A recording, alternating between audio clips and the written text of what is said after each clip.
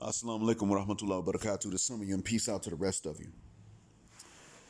It is the blackest hearted, blackest minded, blackest man on social media, signing black in and shining again, asking you to hit that share button because the message is more important than the messenger.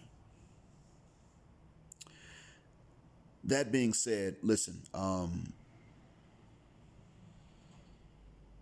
want to tell you that the title was not meant to trigger a lot of people, but you will be triggered. However, if you respond in the comments section without actually hearing this out, I'm going to know based on what you said.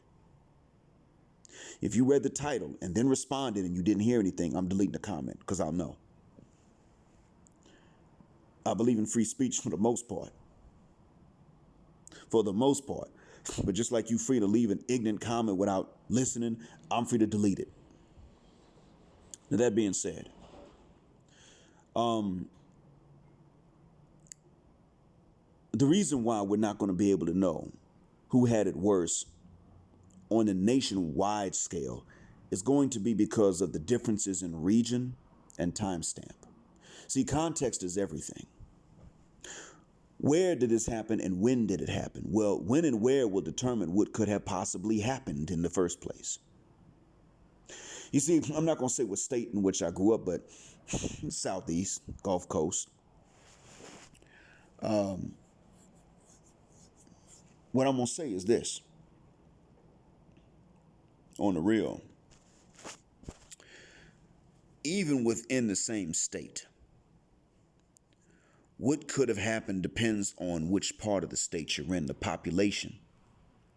You see, there were some towns where everybody was the same complexion.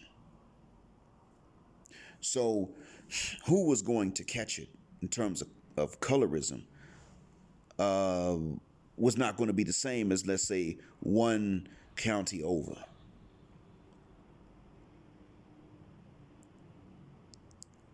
That's real. That's true.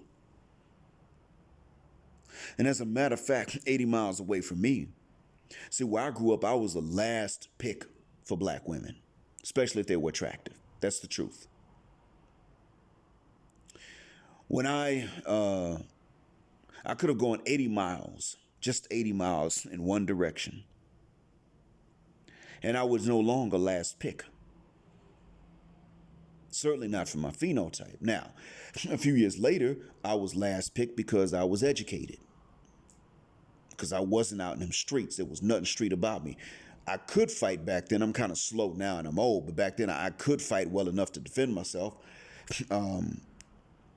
But, a lot of people in that town didn't necessarily know it. The women didn't know. So at the end of the day, all I'm saying is that, frankly,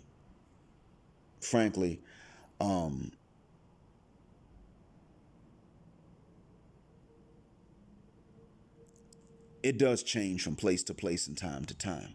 Now, we need to discuss this issue, colorism. But what we got to do right now is realize that we're in a compilation phase of the discussion. That is where we compile the data for each other. So when somebody wants to make a sweeping statement nationwide, we don't have to believe that. But if somebody wants to say, well, this is what happened during these years in this location, we should fuck the shuck up, let them finish, and then we should say, you know what? Now, to add to the data, this is what happened in this other location during these years.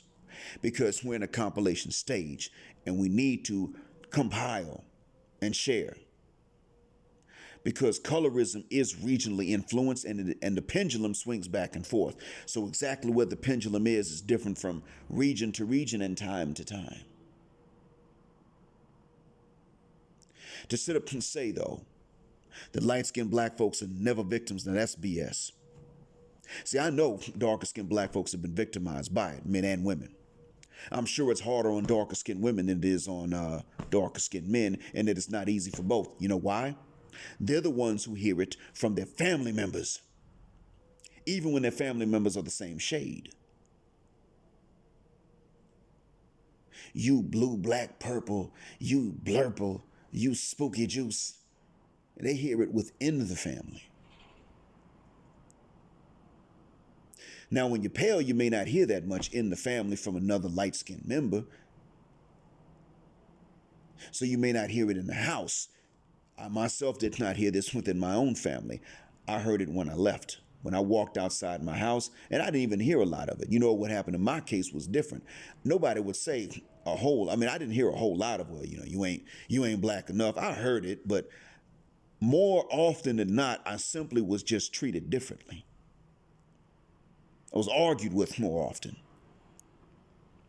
challenged to fight more often. And at first, I didn't take them up on it because I was raised pro-black, so I wasn't going to be eager to fight my own kind. I was happy to fight white folk, and they didn't want to fight past a certain age. They were done. They weren't trying to scrap no more. Okay. I wasn't going to force them. But like I said, I wound up having to fight only my own kind. And it was due to, if you want to call it colorism, or the reaction to color, whatever it was. So we just have to understand that we are still in the compilation phase.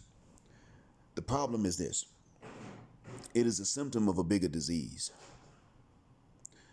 And maybe I'll talk about that another time. But in the meantime, in order to compile this data we can share with each other, we're going to have to be able to go on live streams, finish a sentence, and then fuck the shuck up so someone else can finish their sentence and take turns talking and giving the information to each other. And the reason why we have a hard time doing that is the same reason of which what I'm discussing is only one part. The major overarching reason, or overarching reason, however you want to pronounce it, the major reason overlying it is that we have taken white supremacy and we internalized it. Colorism is only a small part of that. So what really is going to happen is that we're going to have to de-internalize white supremacy enough to where we can let another black person give a perspective about something we don't know about a region and about a timestamp about which we don't know, and let them tell us something and teach us something. That's going to be the real hard thing to do. And it ain't going to be because of just colorism by itself, but because we've internalized white supremacy. Therefore, we're terrible listeners to each other. Now, there are a lot of us out there that are stupid and always talking. I get that. But that's another topic for another recording. In the meantime, I hope that what I'm saying one day will not be true anymore. And until that point, I hope it helps. Assalamu alaikum.